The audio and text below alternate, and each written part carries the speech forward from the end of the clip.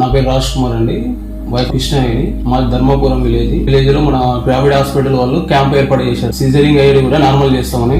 హన్మకొండలో ఉంది, దగ్గర వాళ్ళు ఉంది. మేము యాక్చువల్ గా మిషన్ హాస్పిటల్ ఉంది, గవర్నమెంట్ హాస్పిటల్ చూపెడదాం అనుకున్నాం మేము. కాకపోతే బేబీ వెయిట్ ఎక్కువ అయిపోయింది, 4 kgs వెయిట్ ఉంది. వాళ్ళు ఏమన్నారంటే సిజరింగ్ చేస్తా అన్నారు. ఫస్ట్ నార్మల్ అయిపోయింది, సెకండ్ టైం సిజరింగ్ ఎందుకులే అని ఒకసారి కన్సల్ట్ అయిదాంలే అని ఒక జాస్మిన్ అనే అక్కతోని ఇక్కడ రమ్య మేడం కన్సల్ట్ అయ్యింది. మేడం కూడా చెప్పారు, చూసిన తర్వాత నార్మలైజ్ చేస్తాం, బేబీ మాత్రం చాలా పెద్దగా ఉంది, నార్మలైజ్ చేస్తాం, మీరు ఇష్టం ఉంటే అడ్మిట్ కావాలని కూడా మేడం చెప్పారు. నైట్ కొద్దిగా ఇబ్బంది పడితే వద్దులే అని తీసుకొని వచ్చేసాం. డైరెక్ట్ ర్యాపిడో తీసుకొచ్చాం నమ్మకం మీద. తీసుకొచ్చిన తర్వాత మేడం వాళ్ళు చెప్పారు, మేడం నాకైతే నార్మల్ కావాలి మేడం, సిజరింగ్ అయితే నేను గవర్నమెంట్ హాస్పిటల్ చేయించుకుంటా అని చెప్పారు.